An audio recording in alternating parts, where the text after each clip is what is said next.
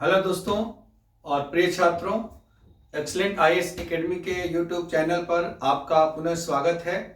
Indian polity made easy series के अंतर्गत हमने कई व्याख्यान प्रस्तुत किए हैं जिसको आप सबने भरपूर रूप से सराहा है।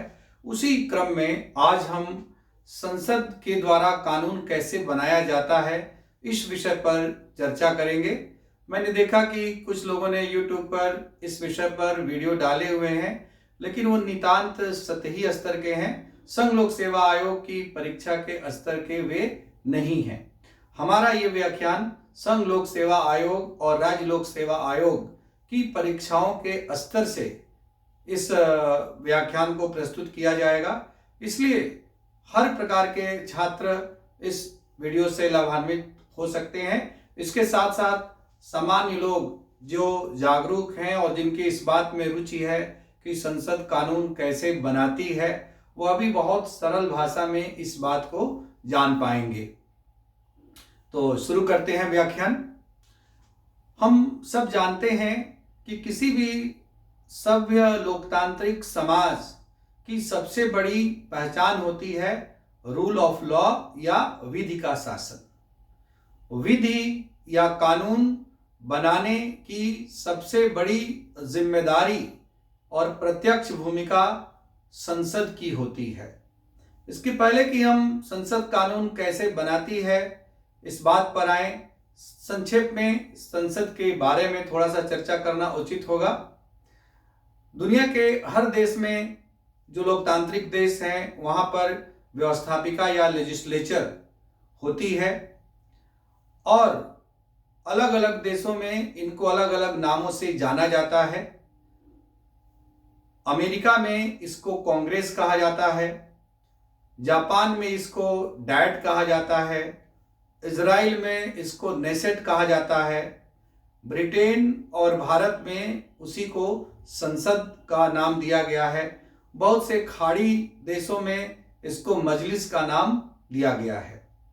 तो ये संसद लोकतंत्र में सरकार के जो 3 अंग हैं, कार्यपालिका, व्यवस्थापिका, न्यायपालिका, एग्जीक्यूटिव, जुडिशरी एंड लेजिस्लेचर, तो उसमें ये एक स्तंभ है सरकार का। पार्लियामेंट्री फॉर्म ऑफ गवर्नमेंट या संसदीय शासन प्रणाली के अंतर्गत संसद की भूमिका और भी अधिक महत्वपूर्ण हो जाती है, क्योंकि यहां पर संसद न केवल कानून बनाने का काम करती है, इसके साथ साथ सरकार को जवाबदेह बनाए रखने, सरकार को उत्तरदायी बनाए रखने का भी कार्य करती है। संसदीय शासन प्रणाली में सरकार उसी दल की बनती है जिस दल को संसद के लोकप्रिय सदन में, जैसे हमारे देश में लोकसभा में, बहुमत प्राप्त होता है। संसद की बहुआयामी भूमिका है। उन सभी भूमिकाओं में उसकी सर्वोपरि भूमिका विधि निर्माता, विधि निर्मात्री संस्था के रूप में है। एक law making organ of the government, सरकार के एक कानून बनाने वाले अंग के रूप में है। कानून संसद कैसे बनाती है, तो इसके लिए हमें पहले ये समझना होगा कि 2 शब्द हैं। एक तो है विधेयक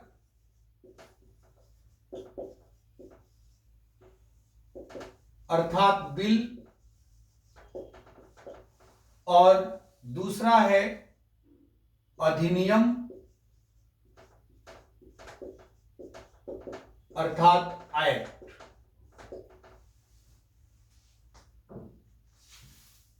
हम कह सकते हैं कि विधेयक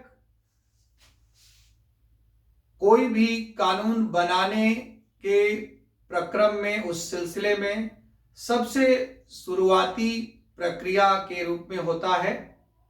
किसी कानून को किस रूप में निर्मित करना है, इसका एक टेक्स्ट या एक ड्राफ्ट संसद में प्रस्तुत करने के लिए तैयार किया जाता है। उसी को बिल या विधेयक कहा जाता है। और जब तक संसद के दोनों सदनों के द्वारा उसे पारित नहीं कर दिया जाता है और उसे औपचारिक रूप से राष्ट्रपति की स्वीकृति या राष्ट्रपति के द्वारा उस पर अपना एसेंट नहीं दे दिया जाता है और उसे गजट में अधिसूचित नहीं कर दिया जाता है तब तक वह अधिनियम नहीं कहलाता है, तब तक वह एक्ट नहीं कहलाता है। तो हम कह सकते हैं कि जब कानून बनाने की प्रक्रिया प्रारंभ होती है तो सबसे प्रारंभ में पहले विधेयक तैयार किया जाता है और उस विधेयक को संसद के द्वारा पारित किया जाता है और उसके बाद राष्ट्रपति के द्वारा उस पर अपनी स्वीकृति प्रदान कर दी जाती है। तब वह विधेयक अधिनियम अर्थात कानून या विधि का स्वरूप प्राप्त कर लेता है। अब संसद कानून कैसे बनाती है, इस सिलसिले में हमें कुछ विधेयकों के बारे में जानना होगा प्रारंभ में, तभी हम संपूर्ण विधि निर्माण की प्रक्रिया को समझ पाएंगे। भारत के संबंध में ये जो विधेयक होते हैं, ये विधेयक 4 प्रकार के होते हैं। पहला विधेयक होता है साधारण विधेयक, जिसको अंग्रेजी में ऑर्डिनरी बिल कहते हैं। दूसरा विधेयक होता है वित्त विधेयक, जिसको फिनांस बिल कहते हैं। तीसरा विधेयक होता है धन विधेयक, जिसको मनी बिल कहा जाता है।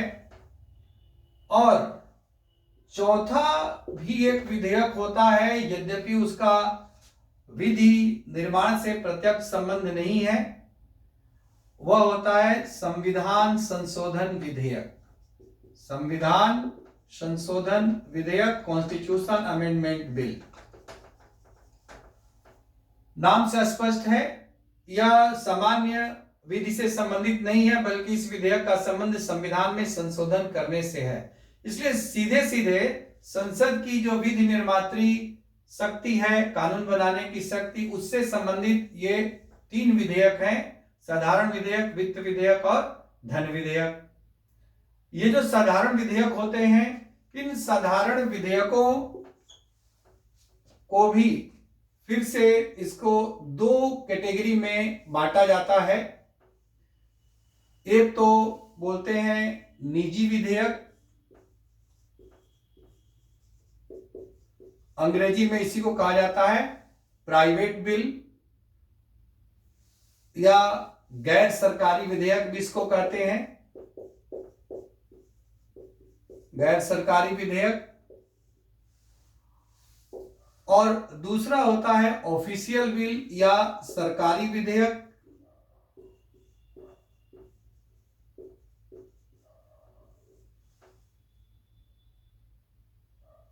साधारण विधेयकों के ये 2 प्रकार होते हैं।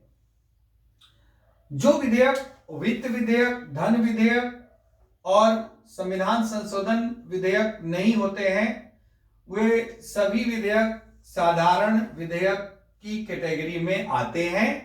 और इन साधारण विधेयकों में जो विधेयक किसी भी सांसद के द्वारा प्रस्तुत किए जाते हैं, चाहे वह रूलिंग पार्टी के पार्लियामेंट मेंबर हो, सत्तारूढ़ दल के सांसद या विपक्ष के सांसद हो, ऐसे किसी सांसद के द्वारा जो विधेयक प्रस्तुत किए जाते हैं, उन विधेयकों को हम नॉन ऑफिशियल बिल या प्राइवेट बिल या निजी विधेयक के नाम से जानते हैं।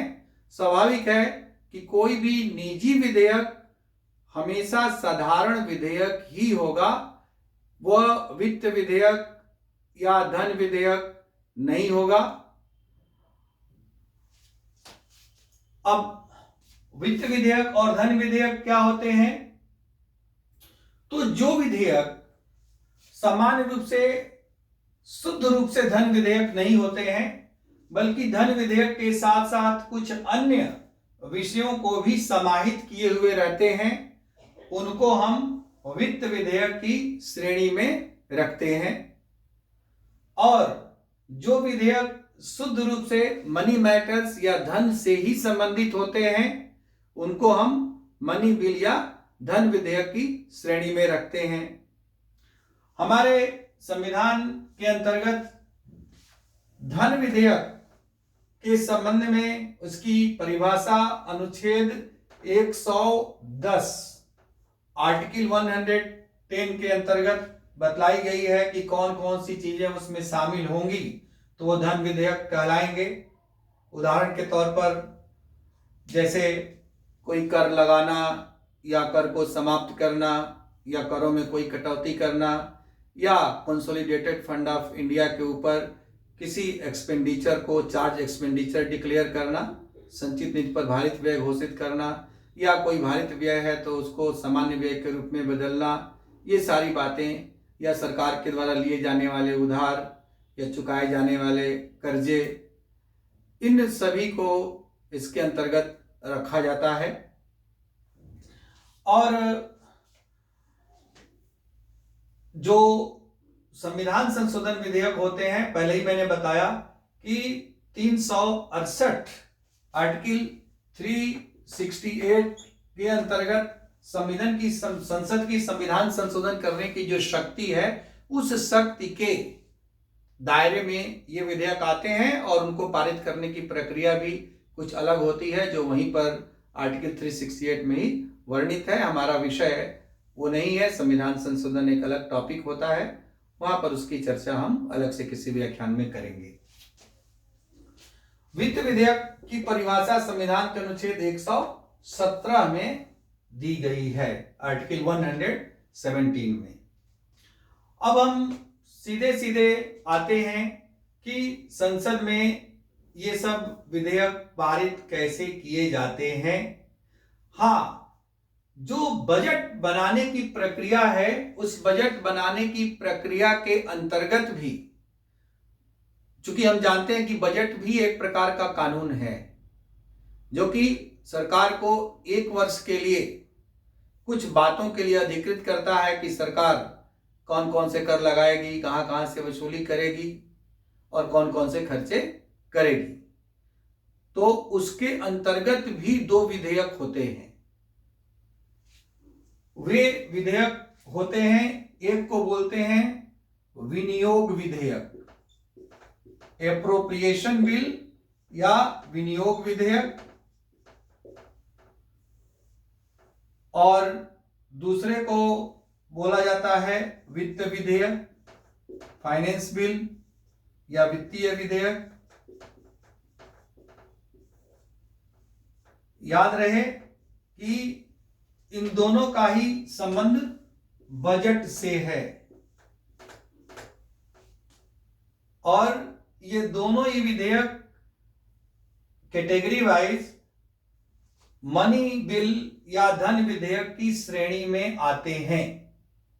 विनियोग विधेयक वह विधेयक होता है जिसके पारित हुए बिना संचित निधि में से सरकार व्यय नहीं कर सकती, अर्थात विनियोग विधेयक को पारित करके संसद सरकार को संचित निधि में से व्यय करने के लिए अधिकृत करती है। और वित्त विधेयक, बजट के अंतर्गत जो वित्त विधेयक होता है, यह वह विधेयक है जिसके पारित हुए बिना सरकार कोई भी कर नहीं लगा सकती। लोकतंत्र का सिद्धांत होता है नो टैक्सेशन विदाउट रिप्रेजेंटेशन, अर्थात प्रतिनिधित्व के बिना कोई कर नहीं। जनता टैक्स देती है क्योंकि जनता के प्रतिनिधियों के द्वारा उस कर को जनता के ऊपर लगाया जाता है, अर्थात उन करों के संबंध में भी अप्रत्यक्ष रूप से जनता की स्वीकृति होती है। तो यह कैसे व्यवहारिक रूप से लागू होगा, तो इसके लिए ही हमारे संविधान के अनुच्छेद 265 में बताया गया है कि विधि के प्राधिकार के बिना कोई भी कर नहीं लगाया जा सकता। No tax can be levied without the authority of law under article 365। तो उस शर्त को पूरा करने के लिए वित्त विधेयक को संसद के द्वारा पारित करना होता है। तो इस प्रकार से कानून बनाने की प्रक्रिया में कुल जितने भी विधेयक होते हैं, इन सभी विधेयकों पर संक्षेप में मैंने चर्चा की। अब हम आते हैं कि संसद कानून कैसे बनाती है। ये इतने प्रकार के विधेयक हैं, ये सभी विधेयक एक ही प्रक्रिया से पारित नहीं होते हैं, ये अलग अलग विधेयक हैं, इसलिए इनकी पारित होने की प्रक्रिया में भी कुछ कुछ भिन्नता है। तो जो जिसे हम कानून कहते हैं सामान्य रूप से, वे सभी कानून विधि व साधारण विधेयक के माध्यम से निर्मित होते हैं। और वैसे तो चाहे साधारण विधेयक हो, चाहे मनी बिल या धन विधेयक हो, या फाइनेंस बिल वित्त विधेयक हो, या यहां तक कि संविधान संशोधन विधेयक हो, ये सभी संसद के दोनों सदनों के द्वारा पारित किए जाते हैं। अंतर इतना होता है कि संसद के दोनों सदनों में से इस संबंध में लोकसभा का पलड़ा भारी होता है, विशेष रूप से धन विधेयक और वित्त विधेयक के संबंध में, और अन्य विधेयकों के संबंध में, साधारण विधेयकों के संबंध में समान रूप से संसद के दोनों सदन अर्थात लोकसभा राज्यसभा दोनों की स्थिति और शक्ति और भूमिका लगभग समान होती है। अब इसमें बहुत सी सूक्ष्म और बारीक बातें हैं। जब कभी भी संसद में कानून बनाने की प्रक्रिया प्रारंभ होती है तो अधिकांश की शुरुआत सरकार के द्वारा होती है। अधिकांश विधेयक सरकारी विधेयक होते हैं। साधारण विधेयकों के अंतर्गत भी अधिकांश विधेयक सरकारी विधेयक होते हैं। दरअसल निजी विधेयकों के पारित होने की संभावना बहुत कम होती है, क्योंकि किसी भी विधेयक को पारित होने के लिए संसद के दोनों सदनों में उसे बहुमत से पारित होना आवश्यक होगा, और स्वाभाविक है कि किसी एक सांसद के द्वारा प्रस्तुत किया गया विधेयक संपूर्ण सदन के बहुमत को प्राप्त कर सके, इसकी संभावना बहुत कम होगी। इसलिए 99.99% जो भी विधेयक प्रस्तुत किए जाते हैं संसद में, वह सभी विधेयक सरकारी विधेयक ही होते हैं। और यदि वित्तीय और धन संबंधी या संविधान संशोधन संबंधी मामलों से भिन्न कोई कानून बनाना है तो वो सभी कानून साधारण विधेयक अर्थात ऑर्डिनरी बिल के माध्यम से बनाए जाते हैं। इसलिए सबसे जरूरी है सबसे पहले कि हम ये जानें कि सामान्य कानून संसद में कैसे बनते हैं। तो सामान्य कानून संसद में बनाए जाएंगे साधारण विधेयक के माध्यम से या ऑर्डिनरी बिल के माध्यम से। इसलिए ऑर्डिनरी बिल के पारित होने की जो प्रक्रिया है वही सामान्य कानून बनाए जाने की प्रक्रिया कहलाएगी। तो स्टेप बाय स्टेप हम देखते हैं। शुरुआत में ही बता दें कि साधारण विधेयक किसी भी सामान्य विषय से संबंधित हो सकता है। साधारण विधेयक को अलग से संविधान के किसी अनुच्छेद के अंतर्गत कहीं पर भी परिभाषित नहीं किया गया है। अब संविधान में भी विधेयकों या कानून बनाने की प्रक्रिया के बारे में कोई विस्तार से उल्लेख नहीं किया गया है। इस संबंध में संसद ने अपने खुद बहुत से नियम बनाए हुए हैं संसदीय प्रक्रिया की, उसके माध्यम से ये सारी चीजें निर्धारित होती हैं। किसी भी साधारण विधेयक को सबसे पहले संसद के किसी भी एक सदन में प्रस्तुत किया जा सकता है। यह शर्त नहीं है कि इसे लोकसभा में प्रस्तुत किया जाएगा या राज्यसभा में प्रस्तुत किया जाएगा। तो विधेयकों के पारित होने की प्रक्रिया में जो सबसे पहला स्टेप होता है वह होता है विधेयक का प्रस्तुतिकरण, इंट्रोडक्शन ऑफ द बिल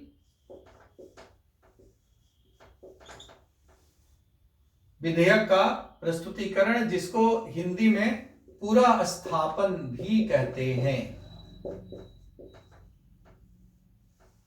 और मैंने बताया कि अधिकांश विधेयक सरकारी विधेयक होते हैं, इसलिए कोई भी विधेयक जिस विभाग या मंत्रालय से संबंध रखता है, उस विभाग या मंत्रालय के द्वारा उस विधेयक को तैयार किया जाता है और उस विभाग या मंत्रालय के मंत्री के द्वारा उस बिल या विधेयक को संसद में प्रस्तुत किया जाता है। प्रस्तुतिकरण के संबंध में ध्यान देने की बात है कि कोई भी साधारण विधेयक संसद के दोनों सदनों में से किसी भी एक सदन में प्रस्तुत किया जा सकता है। यह शर्त नहीं है कि वह पहले लोकसभा में या पहले राज्यसभा में प्रस्तुत किया जाएगा।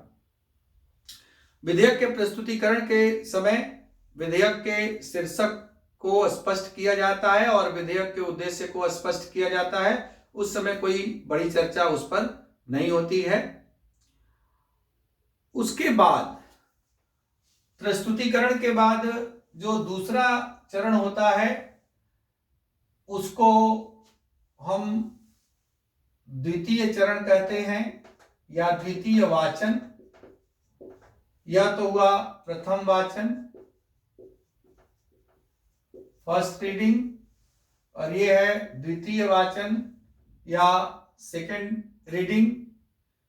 दरअसल विधेयकों के प्रस्तुतिकरण की प्रक्रिया में संसद के 3 वाचन होते हैं, 3 रीडिंग्स होते हैं। प्रस्तुतिकरण के समय फर्स्ट रीडिंग या प्रथम वाचन, उसके बाद विधेयकों पर जब विस्तार से चर्चा परिचर्चा होती है और एक एक धारा जो उसकी प्रस्तावित होती है उस पर विचार विमर्श किया जाता है और उसको पारित किया जाता है, तो उसको द्वितीय वाचन कहते हैं। और फाइनली जब संपूर्ण रूप से पूरे विधेयक पर मतदान होता है और उसको पारित किया जाता है, तो उसको हम तृतीय वाचन या थर्ड रीडिंग कहते हैं। तो इस प्रकार से द्वितीय वाचन होता है। द्वितीय वाचन के अंतर्गत विस्तार से विधेयक के एक एक विषय पर चर्चा होती है और सूक्ष्म रूप से बारीकी के साथ चर्चा होती है, और उस पर यदि मतभेद उत्पन्न होता है, किसी भी विपक्ष के सांसद की कोई आपत्ति होती है, तो उस पर संशोधन प्रस्तावित किए जा सकते हैं। उसको रिजेक्ट करने का प्रस्ताव किया जा सकता है, या उसको संसद की प्रवर समिति या सेलेक्ट कमेटी के पास भेजने का प्रस्ताव किया जा सकता है। और उसके बाद जब यदि कमेटी के पास भेजी जाती है, तब तो कमेटी से दोबारा आने के बाद संसद में उस पर आगे की प्रक्रिया प्रारंभ होगी, और यदि कमेटी के पास नहीं जाती है तब तो संसद आगे की प्रक्रिया अपने स्तर से जारी रखती है। यहां पर बताते चलें कि अमेरिका में और ब्रिटेन में कानून बनाने की प्रक्रिया में संसद की समितियों की बहुत महत्वपूर्ण भूमिका होती है, और किसी विधेयक को अधिनियम या कानून बनने की प्रक्रिया तक गुजरने में उसे हर हालत में समिति के स्तर से गुजरना होता है। लेकिन भारत में विधि निर्माण की प्रक्रिया में किसी विधेयक को हर स्तर पर समिति के माध्यम से गुजरना नहीं होगा। विशेष परिस्थिति में जब कोई विशेष आपत्ति हो, सत्ता पक्ष और विपक्ष के बीच में सहमति नहीं बन पा रही हो, तब ही उस विधेयक पर सहमति उत्पन्न करने के लिए उसे संसद की समितियों के पास भेजा जाता है। अन्यथा सीधे सीधे संसद के दोनों सदन अपनी समितियों को उस विधेयक को भेजे बिना भी पारित कर सकते हैं। अब द्वितीय वाचन में एक एक चीज जब पारित हो जाता है, तब तृतीय वाचन होता है।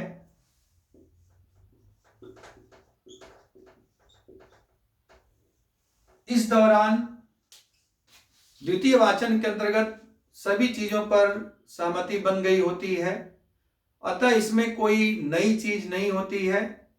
केवल कुछ प्रशासनिक मुद्दे हो सकते हैं या विधेयक की भाषा को लेकर के कोई विषय हो सकता है केवल उसी के संबंध में संशोधन प्रस्तावित किए जा सकते हैं, अन्यथा इसमें कोई विशेष संशोधन प्रस्तावित नहीं किया जाता है और इसमें औपचारिक रूप से संपूर्ण विधेयक पर मतदान किया जाता है। हम बताते चले कि संसद के दोनों ही सदनों में साधारण विधेयक उस सदन में उपस्थित और मतदान करने वाले सदस्यों के साधारण बहुमत से पारित किया जाता है। साधारण बहुमत अर्थात उपस्थित और मतदान करने वाले जितने भी सदस्य हैं उनके 50% से अधिक मत से किसी भी साधारण विधेयक को पारित किया जाता है। तो चाहे लोकसभा में विधेयक को पेश किया गया हो या राज्यसभा में पेश किया गया हो, उस सदन में इन तीनों प्रक्रियाओं से विधेयक गुजरता है और गुजरने के बाद फिर दूसरे सदन में उसको पेश किया जाता है। दूसरे सदन में भी यही प्रक्रिया होती है। अब जब एक सदन से विधेयक पारित होकर के दूसरे सदन में जाता है, याद रहे कोई भी साधारण विधेयक, तो दूसरे सदन के पास क्या विकल्प होते हैं। तो कोई भी साधारण विधेयक जब दूसरे सदन के पास जाता है तो दूसरा सदन उसको जस का तस एज इट इज पास कर सकता है या उस विधेयक को संशोधनों के साथ पारित कर सकता है या उस विधेयक पर कोई प्रतिक्रिया व्यक्त नहीं करता है। एक सदन से दूसरे सदन में जब विधेयक जाता है तो दूसरा सदन के पास 6 महीने का समय होता है उस विधेयक को पारित करने के लिए, अर्थात दूसरा सदन 6 महीने तक उस विधेयक को अपने पास रोके रख सकता है। यदि 6 महीने के भीतर दूसरे सदन ने उसको पारित नहीं किया तो ये माना जाएगा कि उस विधेयक के संबंध में दूसरा सदन सहमत नहीं है और दोनों सदनों के बीच में गतिरोध की स्थिति, डेडलॉक की सिचुएशन क्रिएट हो गई है। अब यदि दूसरे सदन ने एज इट इज जैसा उसको मिला था वो विधेयक पहले सदन से एज इट इज पारित कर दिया है, तब तो वह विधेयक राष्ट्रपति की स्वीकृति के लिए चला जाएगा। यदि उसने अपने संशोधनों के साथ पारित किया है तो फिर उस विधेयक को उस सदन के पास दोबारा भेजा जाएगा जिस सदन में वह विधेयक पूरा स्थापित किया गया था, जिसमें उसको इंट्रोड्यूस किया गया था। यदि वह सदन जिसमें उसको इंट्रोड्यूस किया गया था दूसरे सदन के द्वारा प्रस्तावित संशोधनों से सहमत है तो फिर राष्ट्रपति की स्वीकृति के पास भेज दिया जाएगा। लेकिन यदि वो उन संशोधनों से सहमत नहीं है तो माना जाएगा कि दोनों सदनों के बीच में गतिरोध उस विधेयक के संबंध में उत्पन्न हो गया है। यदि दूसरा सदन सीधे सीधे उस विधेयक को रिजेक्ट कर देता है, अस्वीकृत कर देता है, तो भी दूसरे सदन के द्वारा अस्वीकृत किए जाने की वजह से वह विधेयक पारित नहीं माना जाएगा। और यदि 6 महीने की अवधि दूसरे सदन में बीत गई और उस दौरान उसने उस विधेयक पर कोई भी प्रतिक्रिया व्यक्त नहीं की, न तो औपचारिक रूप से स्वीकृत किया न ही औपचारिक रूप से अस्वीकृत किया, तो भी माना जाएगा कि दूसरे सदन और पहले सदन के बीच में उस विधेयक को लेकर के गतिरोध उत्पन्न हो गया है। तब क्या होगा? अर्थात साधारण विधेयक को दोनों सदनों के द्वारा पारित किया जाना आवश्यक है।